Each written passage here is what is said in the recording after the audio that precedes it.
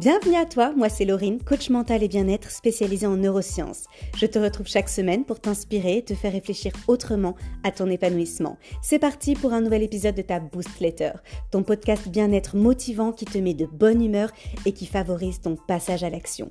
Au programme, des explications concrètes et utiles à t'approprier, des pistes de solutions à tester et un challenge bien-être à relever chaque semaine.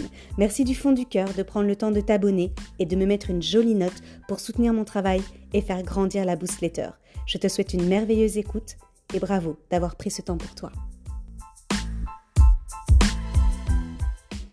Bienvenue à toi, où que tu sois et peu importe l'heure à laquelle tu écoutes ce podcast, je suis hyper contente de vous retrouver aujourd'hui. Tu te doutais bien que j'allais commencer de cette manière-là parce que c'est sincère et que j'ai envie de partager mon enthousiasme avec toi.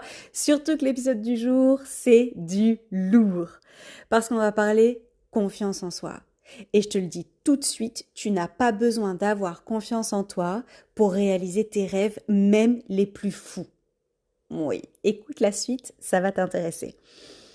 Cette fameuse confiance en soi qui nous empêche de réaliser tout ce qui nous fait envie. Je n'ose pas écrire un livre, j'ai pas assez confiance en moi. Non, j'ai pas demandé parce que j'ai pas assez confiance en moi. J'ai refusé parce que j'ai pas assez confiance en moi. Je ne me suis pas inscrite alors que ça me faisait envie, mais j'ai pas assez confiance en moi pour le faire. J'ai pas osé lui dire, tu me connais, j'ai pas confiance en moi comme toi.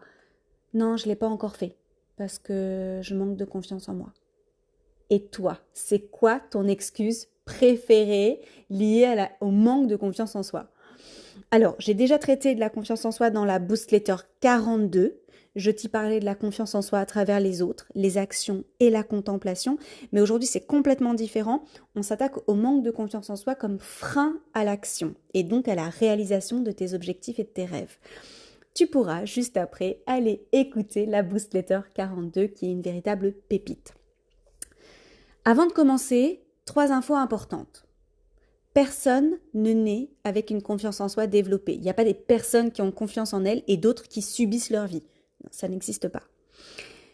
2, être extraverti et avoir confiance en soi, c'est 2 choses complètement différentes. Tu peux être celle que tout le monde remarque et à l'intérieur de toi trembler de manque de confiance en soi.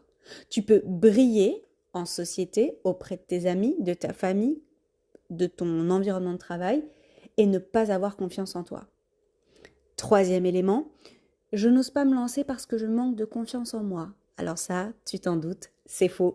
Tu manques juste de méthode et je vais t'expliquer pourquoi tu n'as pas besoin d'avoir confiance en toi pour avancer dans tes projets et tes envies. Alors tout d'abord, comme à mon habitude, de quoi on parle? Il y a plusieurs définitions de la confiance en soi. J'en ai répertorié quelques-unes qui me semblaient assez pertinentes et je te les livre maintenant. La confiance en soi, c'est avoir la conviction d'avoir les ressources en soi pour faire face à ce qui va arriver.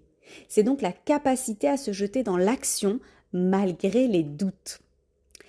Mais c'est aussi le sentiment d'être capable de faire quelque chose, donc ce n'est pas une pensée, tu sais, tu sens que tu peux le faire. Elle est trop souvent confondue avec l'estime de soi, qui est en réalité la valeur que tu te donnes, l'amour que tu te portes. Tu peux avoir une estime très basse et avoir vraiment confiance en toi.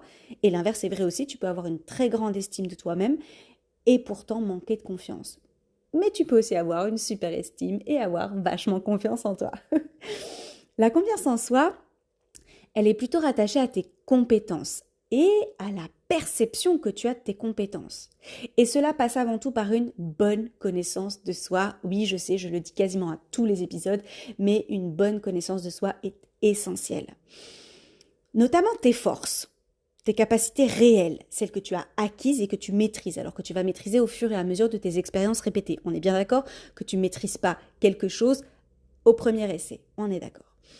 Mais aussi tes faiblesses. Et là, sans les juger, juste en avoir conscience pour pouvoir te positionner plus facilement et connaître tes limites actuelles. C'est hyper important. Une estime de soi renforcée, c'est une aide, on va pas se mentir, mais c'est pas du tout indispensable.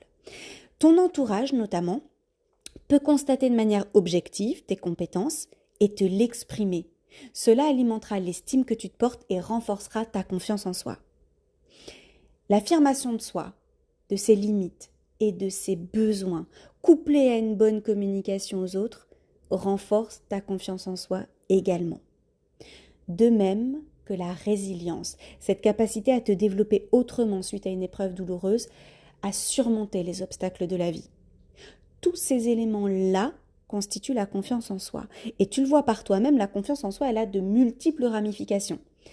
Du coup, à ce stade, tu commences tout doucement à te demander comment tu peux propulser tes envies, tes rêves, tes projets, si justement tu manques de confiance en soi.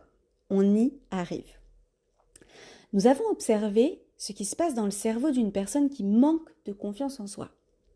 Une réduction de l'activité du cortex préfrontal. Alors pour rappel, le cortex préfrontal, c'est celui du raisonnement, de la résolution de problèmes, de la concentration, de la mémoire, de la planification, de l'organisation, de la prise de décision, de la mise en action et de l'évaluation risque-avantage. Ok, et on a une réduction de l'activité de cette partie-là du cerveau.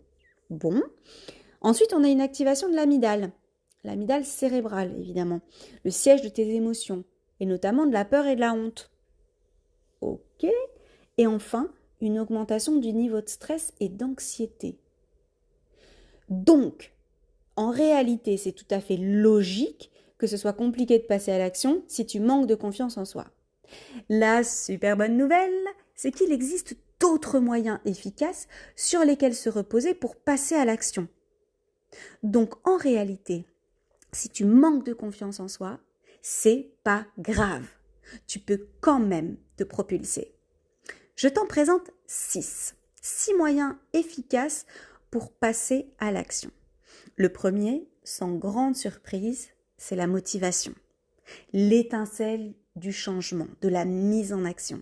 Rappelle-toi ta motivation profonde et mets en place des relais de motivation efficaces. Si tu ne sais pas ce que c'est, tu pourras aller écouter la Boostletter 39 après celle-ci. Ensuite, se fixer des objectifs de succès, des objectifs SMART pour t'engager et t'impliquer dans la bonne direction. Tout ce qui est flou ou approximatif déclenche des résistances internes qui freinent ton passage à l'action. Alors tu détermines ton objectif SMART, puis tu listes toutes les actions qui t'amènent à l'accomplissement de cet objectif. Et ces actions, on va les planifier. Troisième moyen, un plan d'action pour atteindre ton objectif, donc ton objectif que tu as déterminé au point 2, ne sert à rien s'il n'est pas planifié. Avoir une vision claire de quoi faire et quand, c'est essentiel. Donc tu prends ton agenda et tu places chaque action et bien évidemment tu les rends incontournables. 4e, faire le point sur tes ressources internes pour déterminer les ressources externes dont tu as besoin. Et c'est possible que tu aies toutes les ressources internes pour tout déchirer. De quelles compétences as-tu besoin pour atteindre ton objectif? Et du coup, as-tu besoin d'une aide extérieure pour compléter tes compétences? Va chercher ce qu'il te faut. Tu es ta seule limite. Fais des recherches et passe à l'action. Tu as besoin de formation, tu as besoin d'une personne, d'un expert, tu as besoin de matériel. Mets-toi à l'action. Vient ensuite ton environnement. Est-ce que ton environnement direct, ton entourage et les lieux qui composent ta vie, ton quotidien, favorisent ton passage à l'action? Est-ce que tu te sens soutenu? Est-ce que ton foyer, ton espace de travail, la ville où tu vis, etc., est-ce que tu te sens boosté par ton environnement direct? Ouais, ça vaut la peine de se poser la question et de modifier ce qu'il y a à modifier. Et enfin, change ton mindset. Et oui, arrête de te définir comme une femme qui manque de confiance en soi. Stop ces idées intérieures qui te font douter et qui freinent ton passage à l'action. Du style, et si ça fonctionne pas? Et t'imagines si je rate? Qu'est-ce que les autres vont dire? Qu'est-ce qu'ils vont penser? Mais t'inquiète, quand je trouverai que c'est nickel, à ce moment-là, je me lancerai. C'est pas vraiment le bon moment, je le ferai plus tard. Toutes ces pensées-là, toutes ces phrases-là, clairement, freinent ton passage à l'action. Voici donc les 6 manières de te mettre en action les 6 façons de te mettre en action qui ne sont pas basées sur la confiance en soi. Et tu sais quoi ? Au plus tu pratiqueras ces 6 éléments, au plus tu augmenteras ton estime personnelle et ta confiance en soi. Elle est pas belle la vie ? Je vais te montrer à travers un exemple comment ça marche, comme ça après tu peux l'appliquer de ton côté. On va reprendre les 6 façons. La motivation, les objectifs de succès, la planification, faire le point sur les ressources internes et externes, mon environnement et mon mindset. C'est parti. Ma motivation. Je ne me sens pas bien dans mon corps, je suis souvent essoufflée, je manque d'énergie et d'entrain, j'ai envie de me sentir mieux, plus de peps, plus de niaque, plus légère. Mon objectif. Au 31 décembre 2024, j'ai perdu les 10 kilos pris ces dernières années de maladie. Mes actions, séances de sport hebdomadaires, meilleure alimentation, moins de sédentarité, meilleur sommeil, meilleure hydratation. Je planifie mes actions. Au lit à 22h, dodo à 22h30, tous les jours. Sport lundi, mercredi et vendredi de 10h à 11h.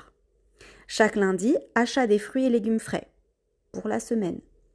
Rappel dans mon téléphone toutes les heures pour boire de l'eau. Préparer mon eau filtrée chaque jour et remplir les 3 carafes de la maison pour un soutien visuel efficace et me forcer à boire. Aller marcher 5 fois par semaine, entre 15 minutes et 1 heure. Ressources internes et externes. Je prends rendez-vous avec une coach de sport et avec un psychonutritionniste dans la semaine. Tout le reste, je l'ai déjà. Mon environnement. Je me sens hyper bien chez moi, dans mon quartier et avec mon entourage. Et ça, c'est vraiment le fruit d'un travail de plusieurs années. J'adapte ma déco à chaque fois que j'en ressens l'envie. Coucou les nouvelles plantes et les couleurs. Et je recherche le confort dans tout parce que c'est une de mes valeurs fondamentales. J'ai un beau parc à 10 minutes de chez moi à pied et de belles terrasses à mon appart qui font rentrer la lumière partout. Je choisis qui je fréquente et quand, avec qui je communique et quand. Je préserve mon énergie et ma santé. De ce côté-là, on est bon. Est-ce que je sais que je vais perdre ces 10 kilos sans les reprendre ?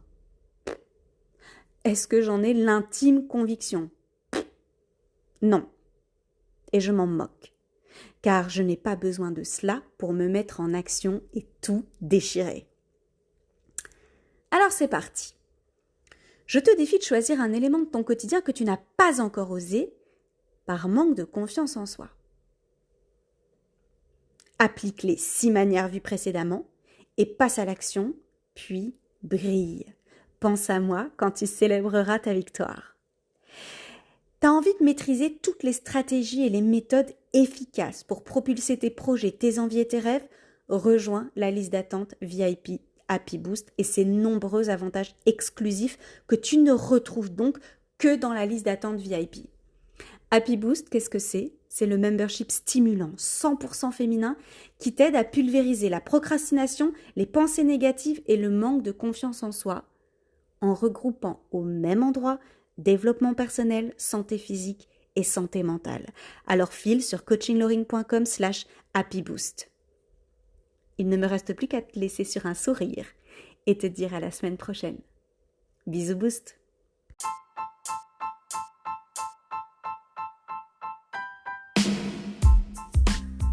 L'épisode est terminé, merci de l'avoir écouté jusqu'au bout. Es-tu prête à relever le challenge du jour ? À toi de jouer. Et n'oublie pas de me mettre une jolie note pour soutenir mon travail et faire vivre mon podcast. Partage-le à tout ton monde. Tu n'imagines pas à quel point il peut être utile pour un de tes proches. Toute mon actualité se trouve sur mon site internet coachinglorine.com.